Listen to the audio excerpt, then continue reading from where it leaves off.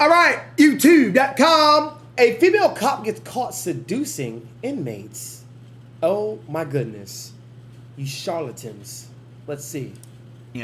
A prison officer being accused of sleeping with an inmate. You felt me, I was like soaking through my clothes. After hearing rumors from other officers that had seen her and Jason Parker together, an investigation was opened up.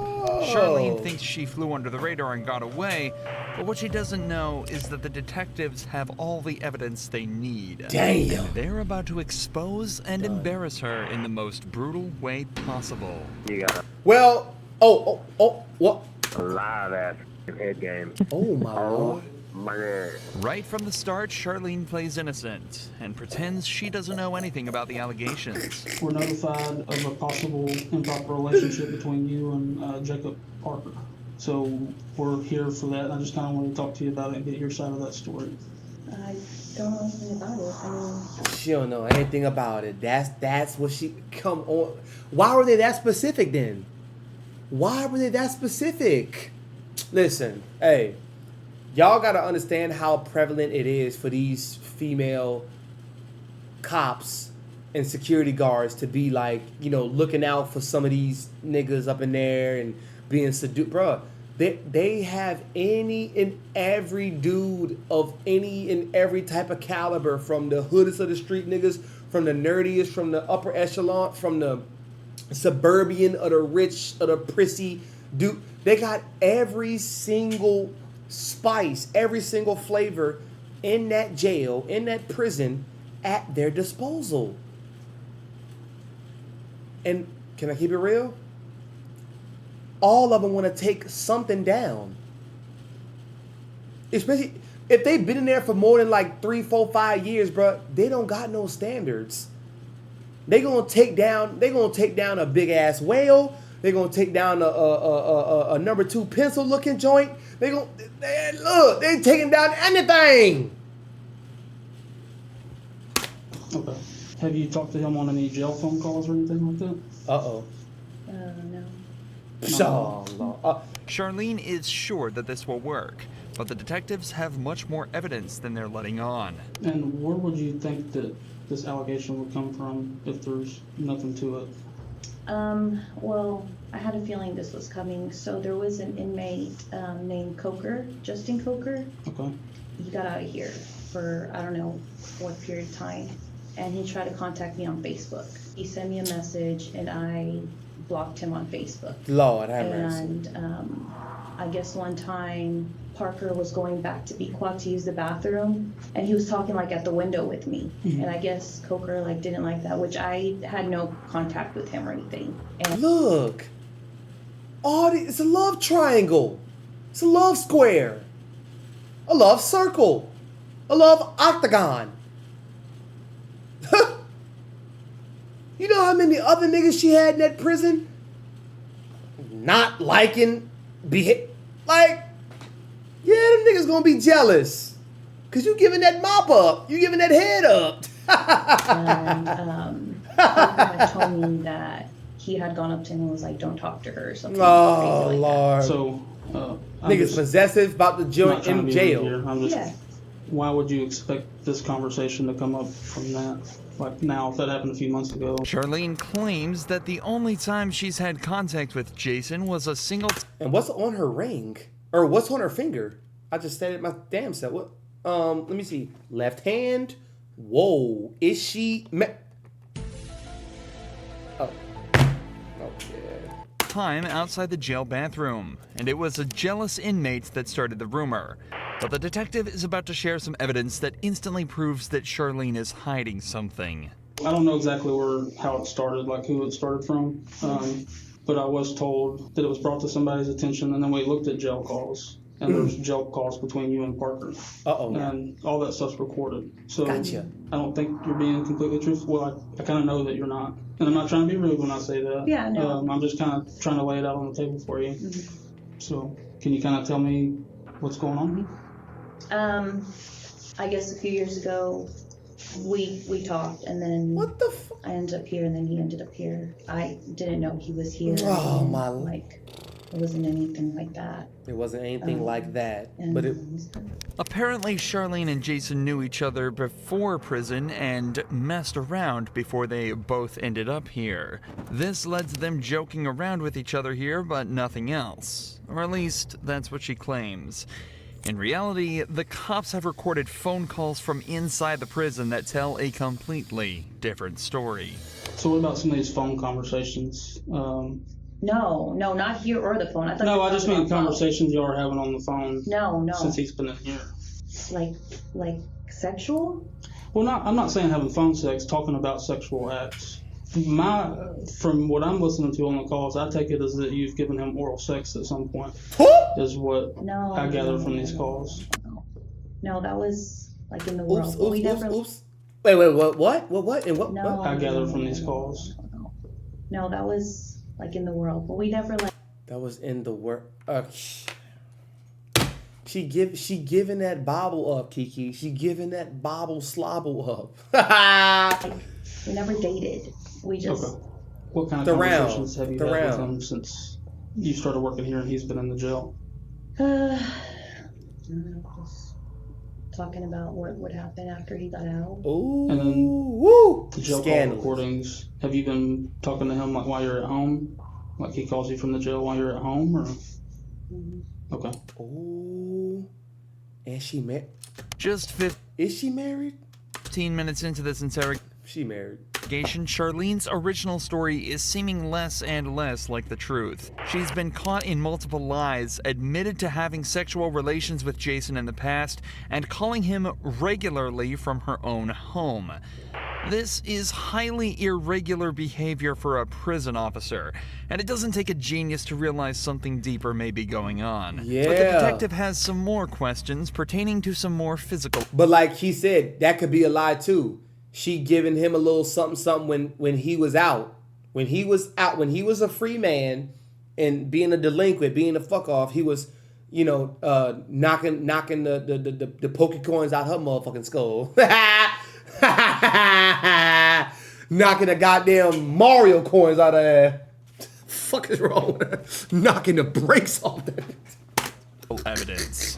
I haven't listened to this, but apparently there may be some talk in the calls about like photographs. Have you given him any photographs? Ooh, I gave him a photograph of his mom, which she had asked for, and of his dog, Jax.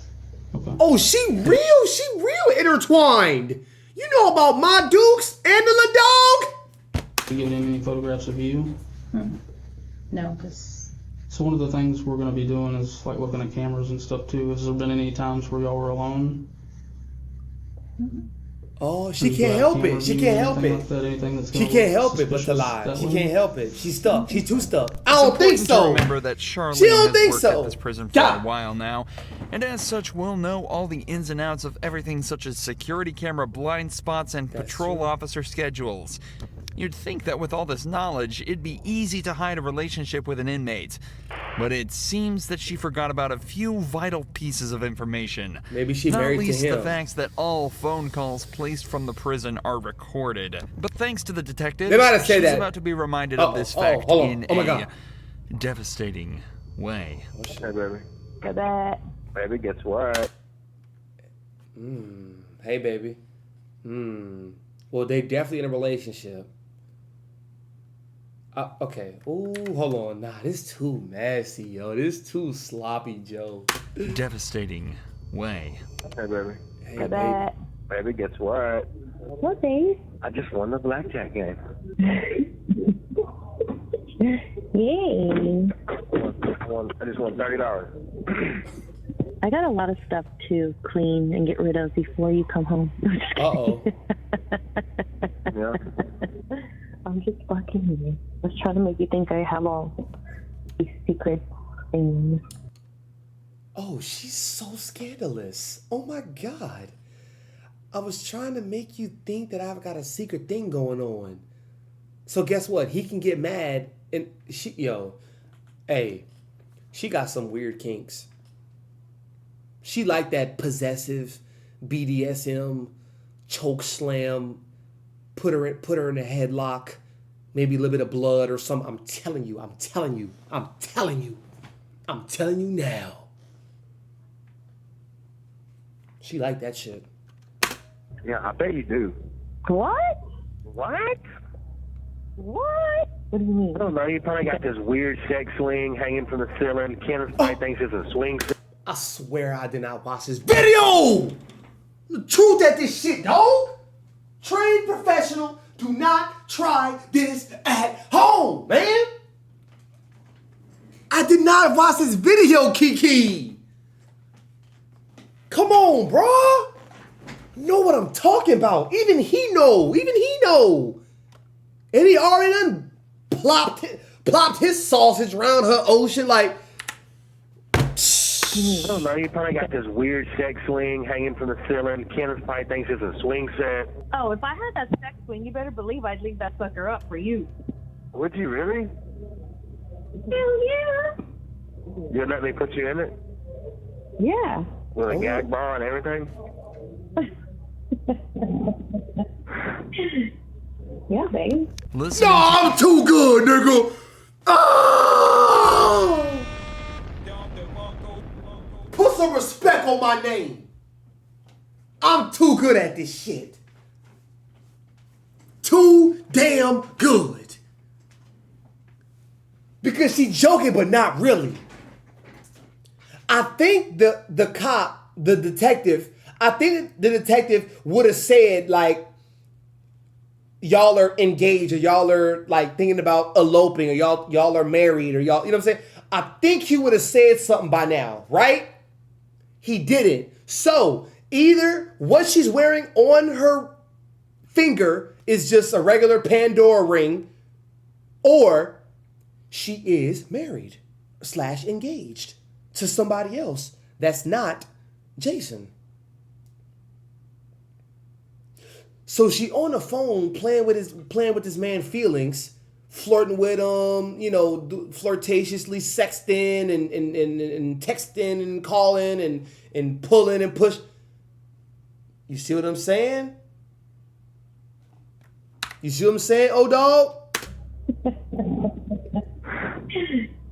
Yeah, babe. Listening to your own voice can be bad enough for some people, but listening to your own sexual phone calls in silence with two detectives in the room as you realize you've just been caught red-handed has got to be worse than any prison sentence there is. However, with the language they've used so far, there's no evidence that the pair have actually engaged in any sexual acts. But that changes quickly as Jason begins to directly incriminate Charlene on the call.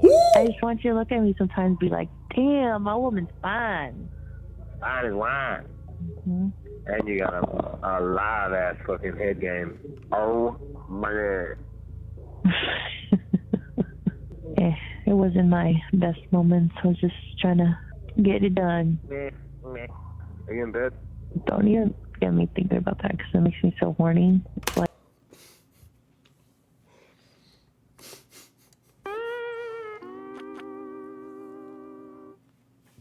just going back and thinking about that. It gets you horny? Oh, yeah. When you felt me, I was like soaking through my clothes. You get very horny very easy. I always want to have sex. Good. Like, that's not even... Not good. I mean, I feel like I just, like, look at someone, I'm like, oh, my God, I'm so fucking horny. No, like, of course, like, I only get horny for you. You kind of see how that sounds from, like, my point of view. Like a more recent thing than 3 years ago. No? The audacity she has to say no after hearing that phone call is truly remarkable. But to her credit, she's not going down easily. The detectives try asking her if she thinks Jason would cover for her, and she still doesn't break, sticking to her story that everything that happened outside of prison. Technically, this story could still be true with this phone call, but it definitely is odd for the couple to be recounting events from over 3 years ago in such detail, especially when earlier she struggled to remember any details about their relationship. You talk about how profound this was. Like, just giving him this blowjob was. You, like, don't remember anything about it. It's like telling me something, but you're having trouble coming up with details about it. You know what I mean? Like if it's that I profound. mean, I gave him a blowjob. How do you describe a blowjob? I mean, is that Well, what I'm you not want want me to to know do? like about the blowjob. I'm just Yeah. so if this is a He just said factual thing that happened 3 years ago, I feel like you would kind of remember some stuff about it. Like I feel Yeah, I like, mean, like we said in the car, we, you know. like when I asked you who was there, him of course, like when y'all met or whatever, and then when I asked like who else, you said it was like a bunch of friends.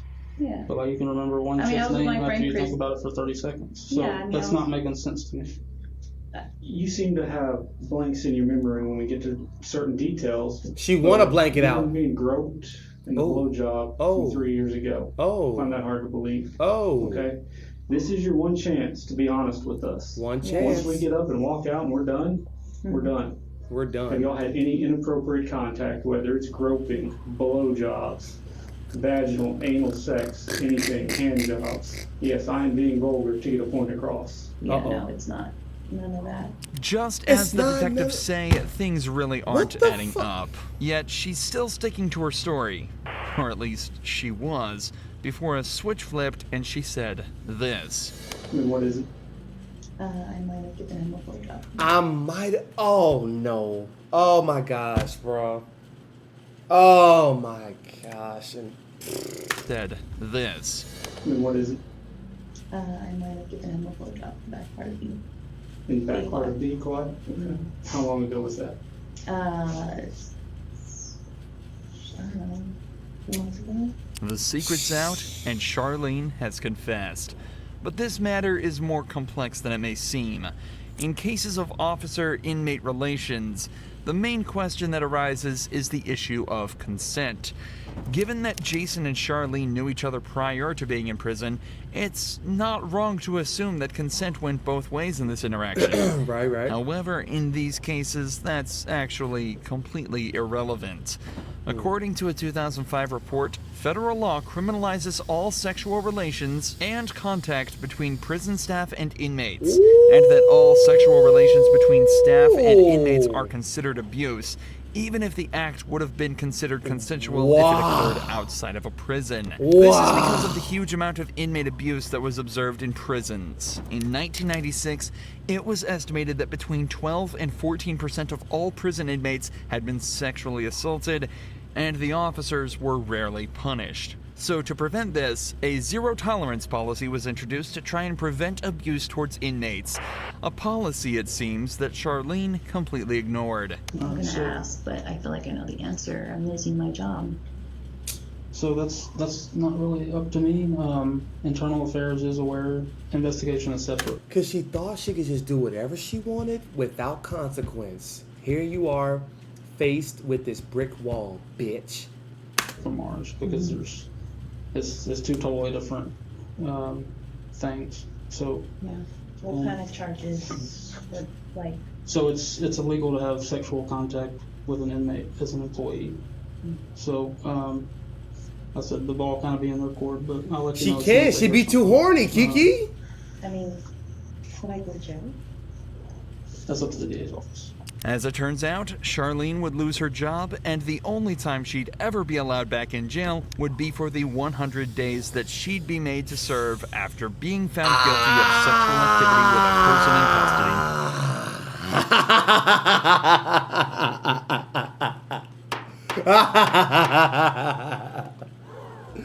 What a way to end that video. And the only time she'll be able to step in jail is when she's doing 100 days in the jail. Oh, my damn. Slob ass.